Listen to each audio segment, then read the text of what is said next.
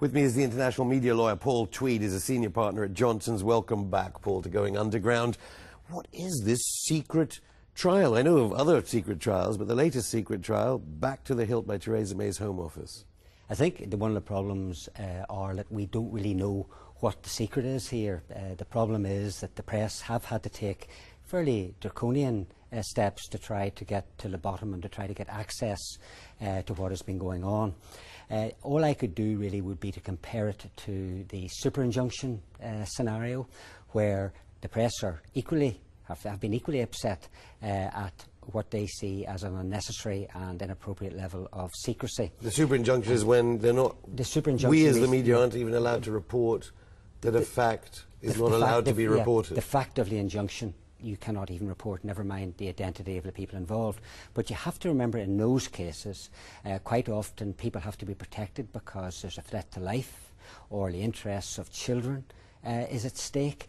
And so the only person really who is in a position to take an impartial assessment of that is a judge, the trial judge himself. He sees all the evidence.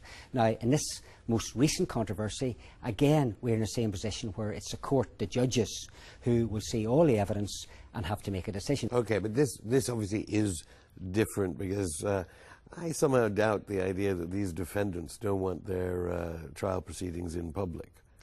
It depends whether it's the defendants are getting protection or whether the government and the national interest are getting protection.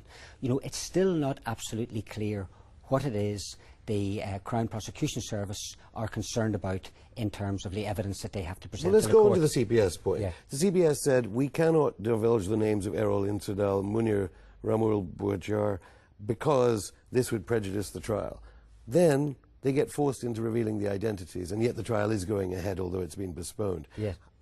So the CPS lying about that? I don't think they're lying. I think they must be. I think there were a number of reasons. I think that was one of the factors that they had in mind, the identity of the defendants. But my understanding from reading the reports are that there are a number of other fundamental factors that could impact on national security. Yeah, but if the CPS at one moment going, we can't give you the names of A, B and C, D, and the next minute they're revealing it, yeah. They were lying about the fact it was going to prejudice the trial because it's now going ahead. Well, I think, again, my understanding is that was one of a number of reasons. And yes, each individual reason may not stand up to scrutiny as such, but we have to accept, insofar as the information that's currently available stands, that there was a valid reason within those grounds for secrecy. Why should we have to accept it, given that the law lords overturned the Home Office decision, signed off by the Foreign Office and the Home Office? No, I think the fact that certainly in this case, and this is a very rare scenario, and the fact that it's a rare scenario, and the fact that the law lords have come to this conclusion,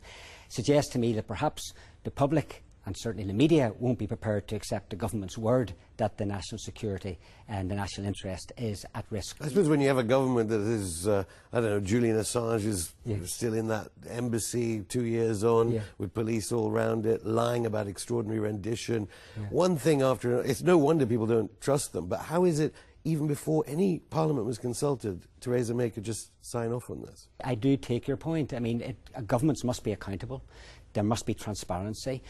But there has to still be a balance in those rare cases where there may be a threat to life, whatever that threat may take. So with the government or the CPS losing out to the law lords' decision, do you think people like Theresa May, who knows, and William Hague, they might be thinking of adjusting the legislation so they don't lose again and manage to keep these sorts of trials completely in secret with no press anywhere near them? I think that would be a very difficult and dangerous political move for them to attempt, particularly given the outcry that's taken place in relation to this case. And certainly I'd be very interested in getting a grandstand seat to the House of Lords debate on that one. I think it would probably be more interesting and more inflammatory than the World Cup final. Okay, they've allowed journalists now. Yeah. They are allowing journalists. They will select. I bet they don't select me, I'll tell you. They select which journalists to go in. They're allowed to take notes. Then the notes are being kept securely stored, and they've got to. The journalists have to agree to a gagging clause on confidentiality. Until the court determine what is legitimate in terms of protection from... So the journalists would allow themselves to be Well, under those I strictures? think again it is a compromise that the courts are trying to work, because they do not know what the evidence is. Don't forget that. If the CPS they back down over the names being revealed, they back down now over the courts being able to be reported on. Now they've postponed it till October. It was supposed to happen in June.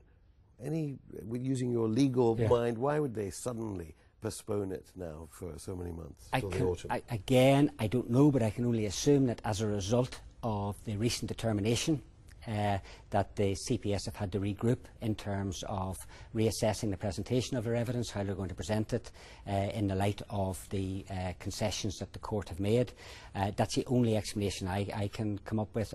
There may be another reason, but I'm not too sure. If the CPS case collapses, as many have over terrorism in recent years, will we get to know about that?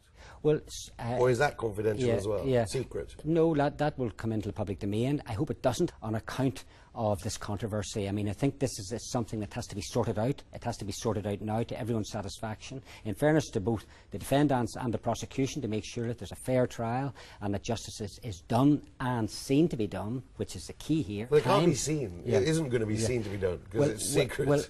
Yes, it is. The evidence being given before the court is being kept confidential, but the outcome... Well, justice will definitely not be seen to be done, will it? At the end, it will, perhaps retrospectively, it may be a retrospective situation, but I do feel that, you know, we have to get this balance, however difficult it is to accept.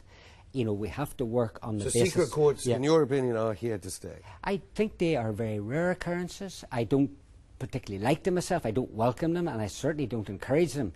But if there is a genuine need for personal security and safety, I would prefer to take the risk the other way, even if it means that we only find out retrospectively the justification for the secrecy in the first place.